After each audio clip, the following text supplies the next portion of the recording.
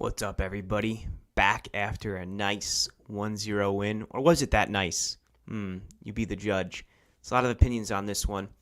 I think some fans will feel, just as Smalling does down there, that 3 points is the most important thing. But I look at it and I see some issues that Roma still has to address, in that there's still a problem getting the ball into the back of the net, handling the match, eliminating goal-scoring opportunities. And I think Mourinho would have felt exactly the same way. We're going to go over his press conference in a little bit, his post-presser, as well as some of Chris Smalling's comments. Off the bat, Zaniolo, he's going to be out 3 weeks. We see him go down after a pretty tough shoulder push by the Cremonese defender. And yeah, about 3 weeks now for Zaniolo. He will miss Juventus on Saturday. And then, of course, Monza a couple days after. So it's a big loss. He was looking good. He was taking players 1v1. And it's a shame that he's going to be out for that time period. However, I do think that El Shaarawy is stepping up. I saw him today, and he looked confident. He got on the ball. He was exchanging with Abraham, which was so important. So he was doing a really good job, in my opinion, at filling in that gap, right? You needed a player to show up, and that's what El Shaarawy did. So very good job by him, especially the combos, not just with Abraham, but also with Dybala, kind of working very well into that trident in what typically, Zaniolo had been doing so well at. So it's one of those bummers, right? But anyway, I thought this game was one that Roma could have got 4-0, like in the first half, if the shots were there. They were just a little bit off their game today, and I think that it surprises many of the Serie A community to see Cremonese go out and do such a good job against the big boys. Now, Fiorentina, they lost in the last minute. And Roma, they lose just by 1 goal. And onto that 1 goal, Roma now is the team which has gotten the most 1-0 wins since Mourinho has joined. I believe that's 8. So interesting stat there for the Wolves. I want to get into Mourinho's press conference.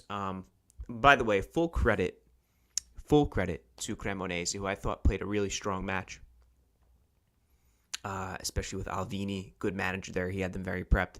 Jana or Sina says should we bring Nainggolan back since Wijnaldum is out?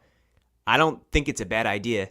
I wonder how much gas that Nainggolan has left in the tank, but I think with Nainggolan, Roma the fans would really love it. He would definitely, if he has that energy left, be willing to spend it on his last few moments in Rome. I think that Nainggolan would really relish that opportunity, and he would do a good job. He would be a good guy to have in the locker room.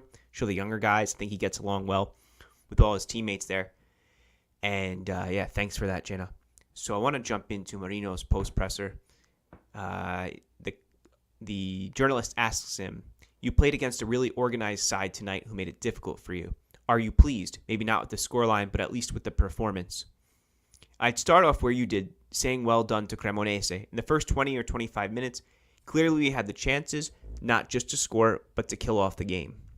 There and then. But we didn't do that, and then we found ourselves up against a real side who have good players and clearly a good coach too. They were well organized with a clear style of play and philosophy. For us, it was not an easy game. I will congratulate the referee as well, because it was a tough game with a really high rhythm throughout. We did enough to win it in the first half. When you don't score, especially coming off the back of 2 emotional days, because even today we were still sad about what happened to Gini, and then you lose an important player like Zaniolo as well, it's tough. When you don't score, I'm not saying you worry about not winning, but at least the pressure begins to rise. In the end, in the final 10 or 15 minutes, they were really pushing forward with subs and then attackers looking to go direct. It was a proper match right until the end, but in a league like this, the 3 points are always the most important thing. He's then asked, do you work on finishing off games like this sooner? I just want to add, and I thought the referee did have a brilliant match. He says, in a lot of ways, we could have done so in the first 20 minutes, but Radu, the Cremonese goalkeeper, made some great saves, while we made some mistakes too. And when energy levels are high and the pitch is good, well, tonight the pitch was good for about 20 minutes before it became a potato field, suddenly it can all become a bit difficult. We had to change Zaniolo for El Shaarawy earlier than we wanted. Usually we wait to inject that energy and intensity. We finished the game with Lorenzo, Stefan, Paolo, and Tammy all struggling a little bit for energy. But that's fine. The team still defended well and stayed focused, which are good qualities to have. We have won 2 games with 2 goals from defensive players. So if you are asking me if I am worried about them, then the answer is no, because Tammy, Paulo, and eventually Nicolo will be scoring soon enough. Zest, are you worried about the injury to Zaniolo? I am worried, but that's life. Crying about it doesn't help. Obviously, you have ideas and plans in place for how you want to play, and then you immediately find yourself in a situation where we are a few players down. But that's football. It can happen, and we need to look forward. The last question of the interview. Are you still expecting another reinforcement, maybe one in midfield now as well? Right now, everyone wants the same thing, which is to make the right decisions for the club. These decisions are down to the ownership and the general manager. They know before this exactly what I would have liked, and now we have these new difficulties after the injuries to Zaniolo and Vindelau. But we are all united, and together we will try to find the best solution. End of the interview.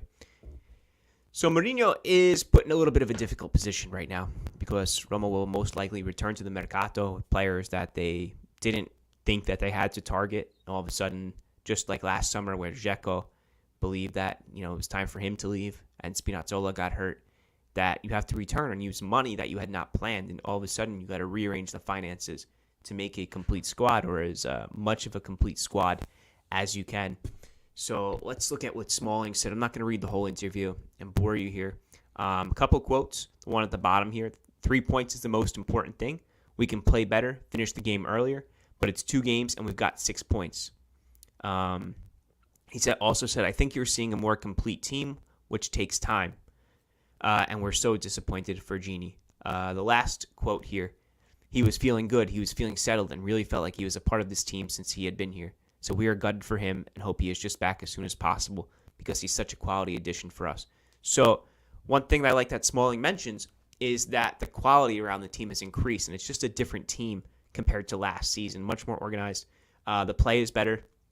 Even as I look now, even though Pellegrini is slotted back, even though this team is not scoring in the first 2 games from offensive players, to me, their rhythm is just a lot better. Today, I saw an ironed-out tactic, which was to absorb that Cremonese pressure, a team that liked to get forward, and then play the big ball up to Tammy, who played it either to Dybala or, honestly, it was mostly El Shaarawy or Zaniolo. And in fact, Dybala was dropping back quite a bit between the lines, whereas I would say it was more of a 3-4-1-2 formation for very much of the game.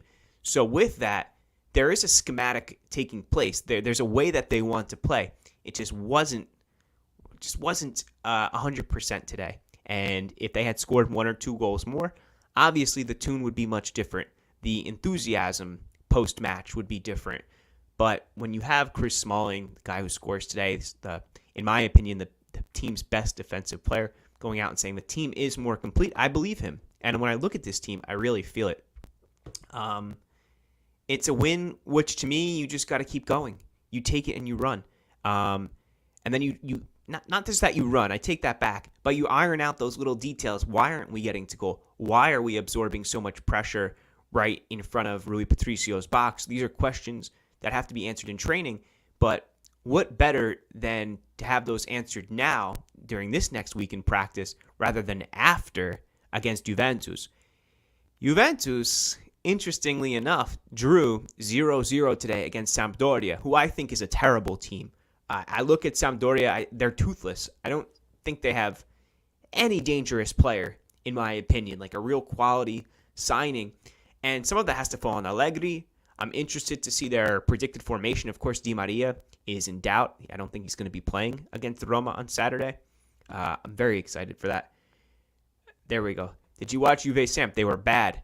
They were not pushing to win. Am I crazy to think that we can beat them next week? They don't have Pogba, Di Maria, or Chiesa. I definitely agree. I agree, Chena.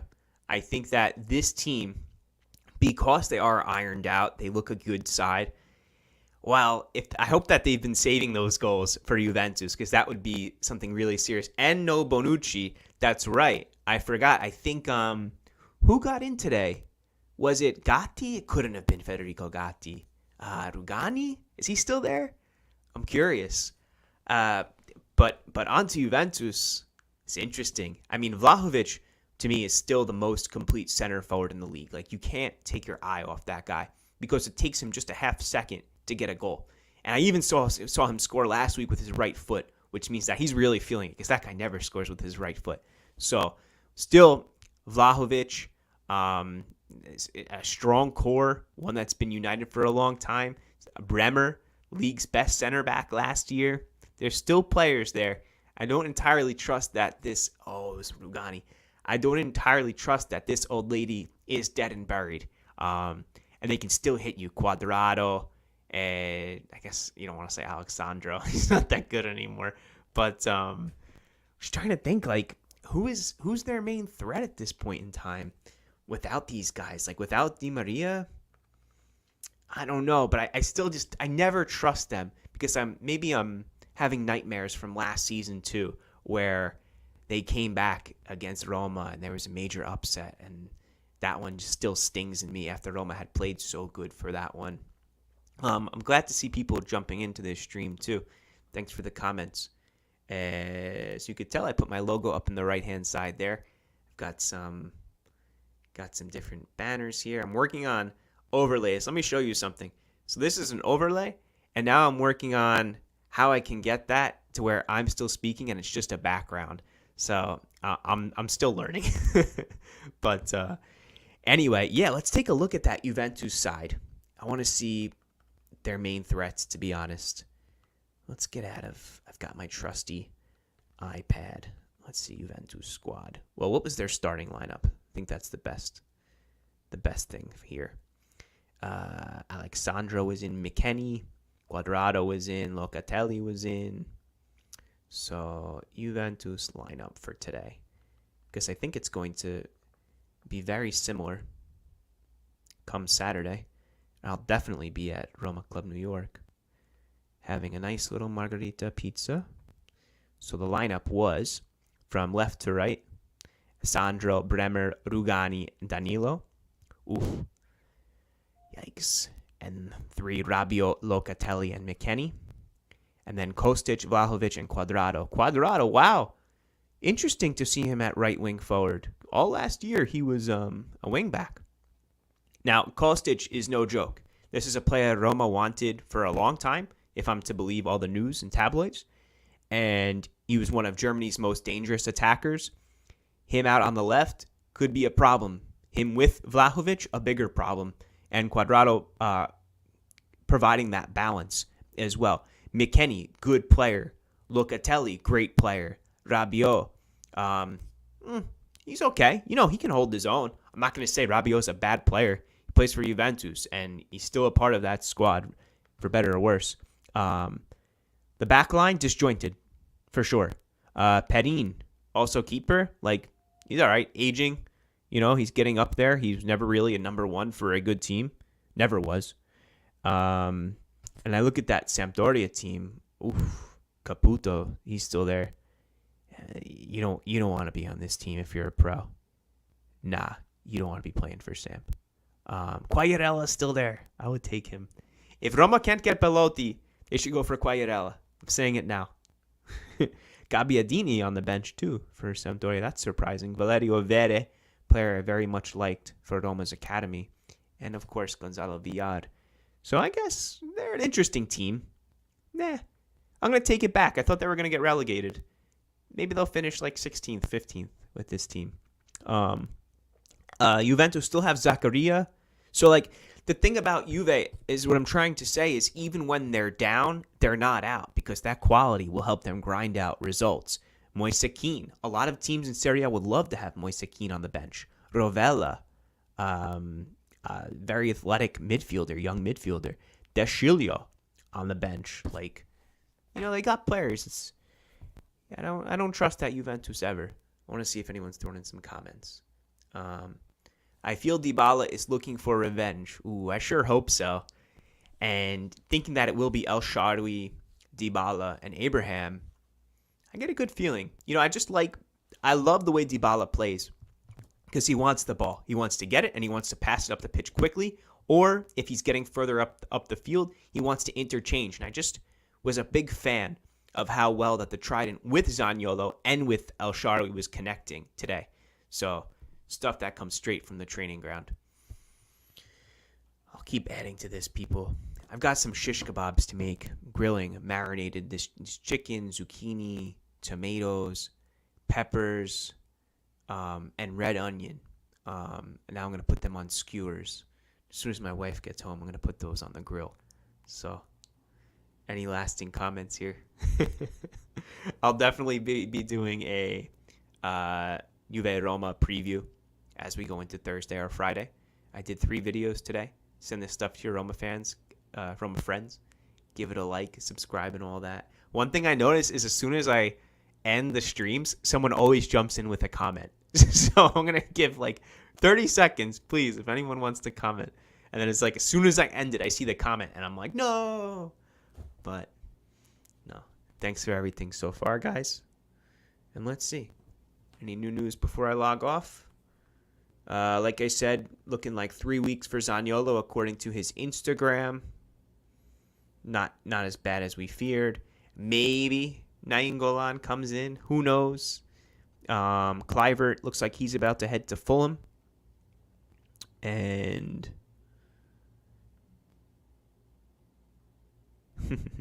and Allegri says, now we prepare ourselves for the great race against Roma. Yeah, you better prepare, buddy. All right. Talk to you guys later.